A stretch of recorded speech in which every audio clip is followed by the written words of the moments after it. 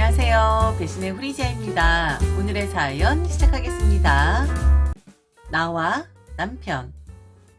자기야, 형수님한테 연락 왔었어? 왜? 왜 그러는데? 아니, 형수님이 돈이 좀 필요하다고 했잖아. 자기한테도 한번 부탁했다고 들었는데 결국 부모님한테 말씀드렸더라고. 그래서? 부모님이 돈을 좀 빌려주셨대. 뭐? 또?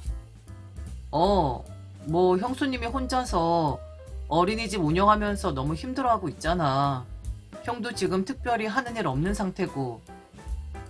그래서 시모님이 또 도와주셨다는 거야? 형수님이 정말 힘들어했대. 자기야, 형수님이 집안에서 며느리 노릇도 제일 잘하고 가장 역할도 다 하고 있는데 좀 불쌍하게 봐주면 안 돼?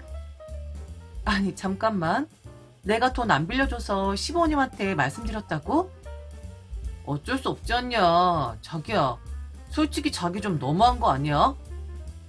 내가 너무하다고? 그래, 처음부터 그냥 자기 선에서 도와줬으면 부모님까지 힘들게 할 일은 없었잖아.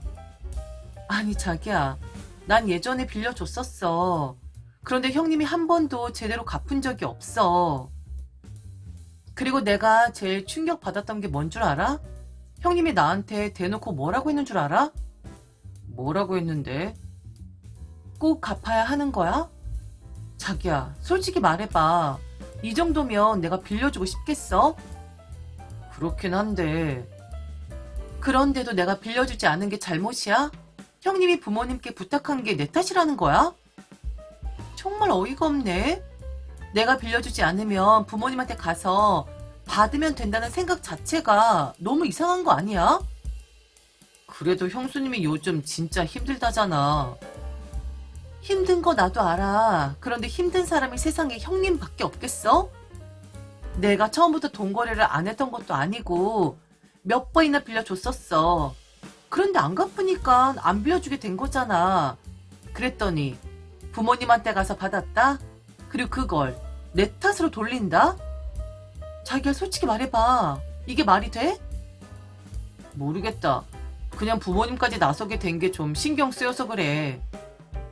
난 이제 형님이랑 돈거래 안 해. 앞으로도 절대 안 할 거고. 그러니까 나한테 다신 이런 얘기 하지 마. 형님과의 돈거래 문제는 생각보다 깊고 복잡했습니다. 형님은 현재 어린이집을 운영하고 있었고 아주버니는 여전히 일을 하지 않고 있었습니다. 물론 언젠간 일을 시작할 거라고 했지만 그게 언제일지, 정말 제대로 일을 하게 될지 알 수 없는 상황이었죠. 그런데 그런 형님이 계속해서 가족들에게 돈을 빌리는 게 문제였습니다. 처음엔 작은 금액이었지만 점점 요구하는 금액이 커져갔습니다. 시부모님께도 저희 부부에게도 아마 다른 가족들에게도 손을 벌리고 있었을 겁니다. 사실 형님은 며느리로서 시부모님께 정말 잘했습니다. 큰 불만 없이 집안일도 도맡았고 부모님 생신이나 명절 같은 행사도 꼼꼼하게 챙겼습니다. 그런 면에서 보면 좋은 사람이었습니다. 하지만 돈 문제만 얽히면 전혀 다른 사람이 되어버렸습니다. 처음엔 저도 형님이 어려운 상황이라 생각하고 선뜻 돈을 빌려주었죠.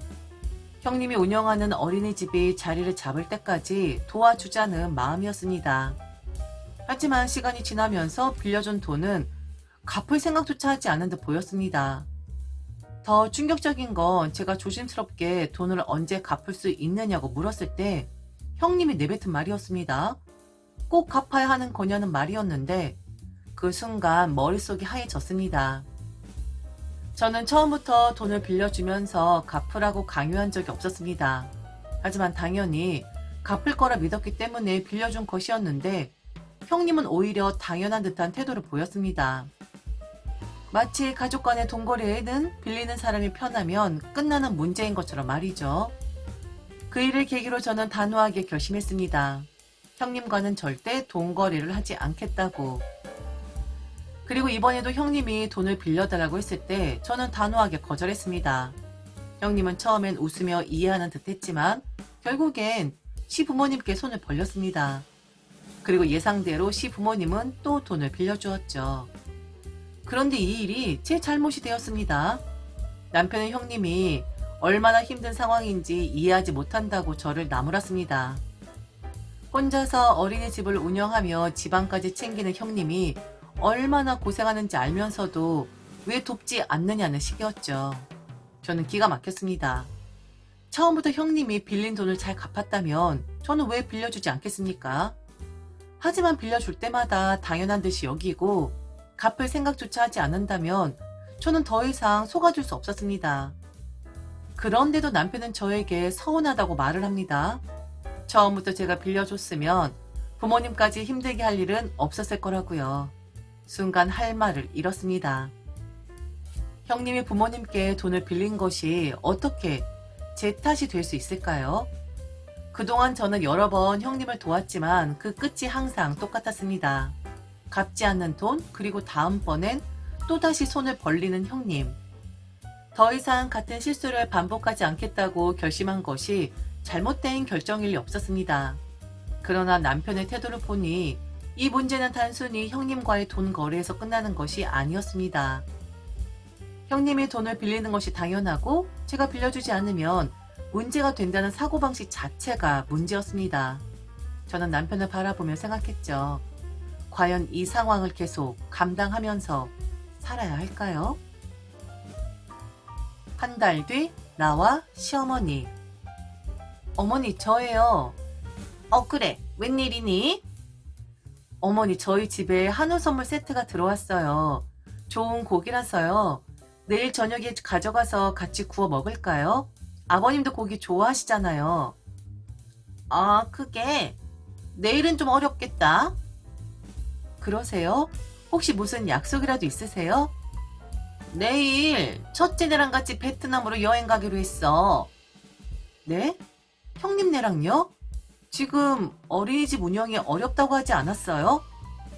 그건 그거고 일도 일이지만 부부 사이가 틀어지는 게 더 문제지 않니? 그래서 내가 여행 가자고 했어. 아니 어머니, 그러니까 지금 어린이집 운영이 힘들다고 하면서 해외여행을 간다는 말씀이세요?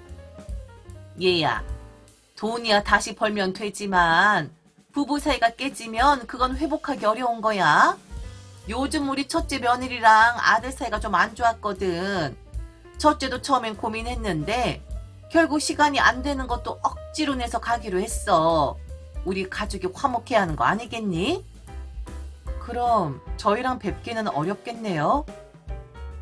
그렇게 해야겠다.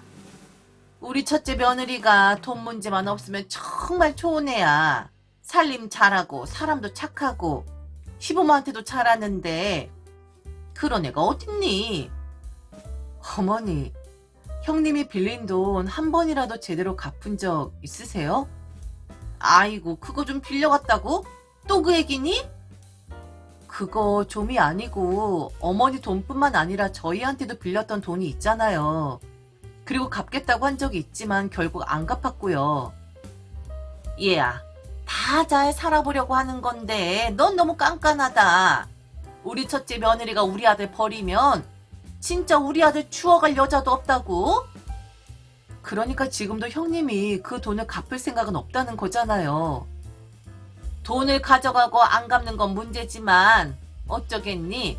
너는 왜 그렇게 하나하나 따지고 드니? 애들은 다 잘 살아보려고 그러는 거야. 어머니, 제발 형님한테 그러지 마세요. 이러다가 나중에 크게 문제가 생길 수도 있어요. 너 지금 이간질하는 거야? 네? 아니요, 어머니. 저는 정말 걱정돼서 드리는 말씀이에요. 아니야. 너 지금 일부러 첫째한테 안 좋은 감정 갖게 하려는 거지? 너 우리 집안 갈라 놓으려고 작정한 거야? 어머니, 지금 그 말 진심이세요? 너는 왜 항상 우리 첫째 며느리를 못 잡아먹어서 안달이야? 저는 형님을 미워하는 게 아니에요. 그런데 어머니께서 계속 형님을 감싸주시면 형님은 절대로 변하지 않으실 거예요.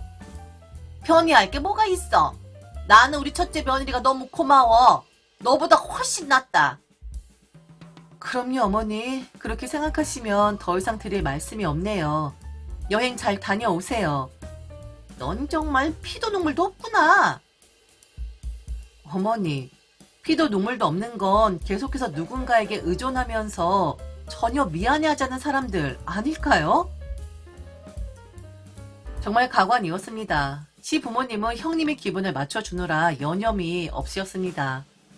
단순히 경제적인 지원뿐만이 아니었죠.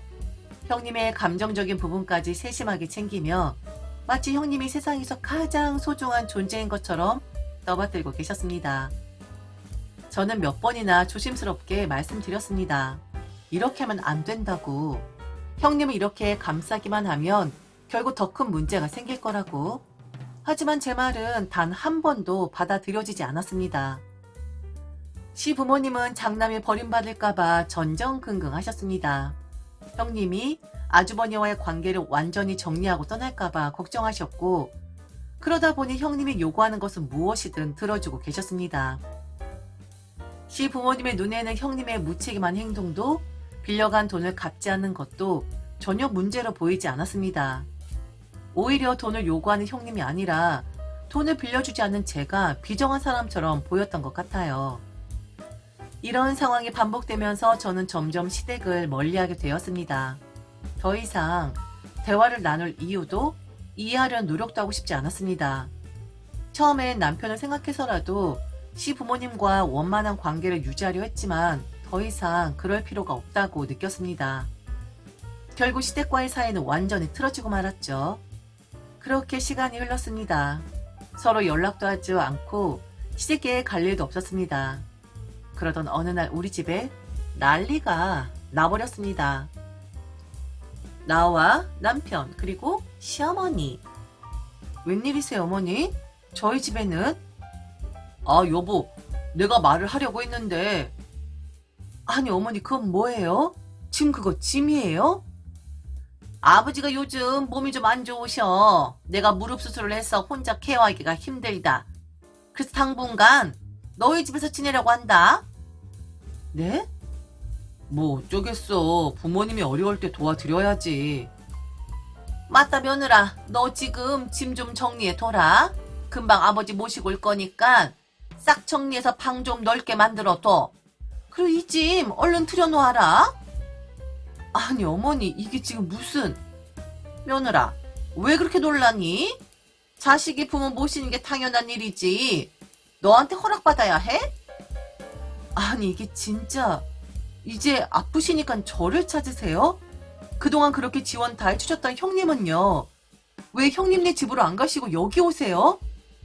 걔 요즘 힘들어. 어린이집 운영도 어렵고 애들도 키워야 하고 신경 쓸 게 많아서 부담 주기 싫다. 그럼 저는요? 저는 부담 줘도 되는 사람이에요? 여보 왜 그래? 부모님이 힘드시는데 우리가 도와드리는 게 맞지 않아? 그래? 그럼 짐 당신이 옮겨. 그리고 너 좋겠다. 그렇게 효자 노릇하고 싶어 했잖아? 은근히 나랑 형님이랑 비교하면서 우리 형수님처럼 우리 부모님께 잘했으면 좋겠다 했었지? 그런데 네 부모가 기어들어오네?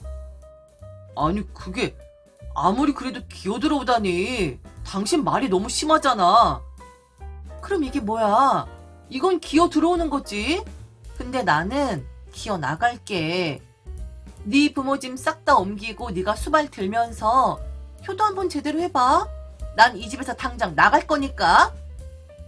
아니 며느라 그게 무슨 소리니? 나간다고?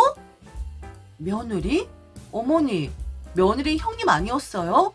그렇게 좋아하는 며느리 놔두고 왜 저한테 오세요? 너 지금 뭐라는 거니?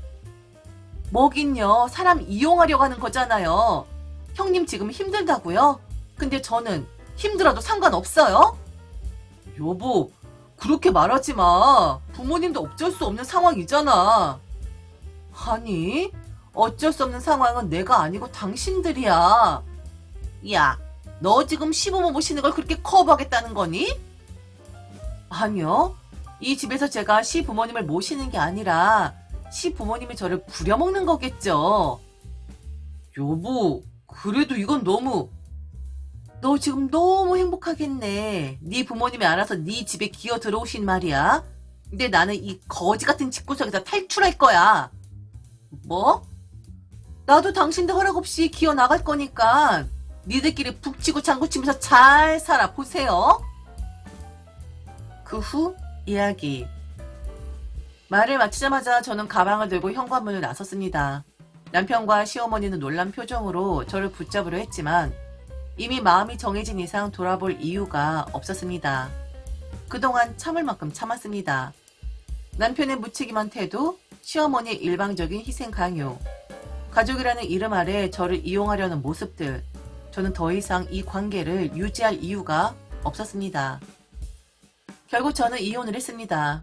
더 이상 시댁의 부담을 짊어지고 살 필요도 남편을 위해 희생할 이유도 없었습니다. 개 거지 같은 집구석. 침 한번 뱉을게요. 퇴! 오늘의 이야기 어떠셨나요? 흔하지 흔하지 않은 우리들의 이야기. 지금까지 배신의 우리지아였습니다.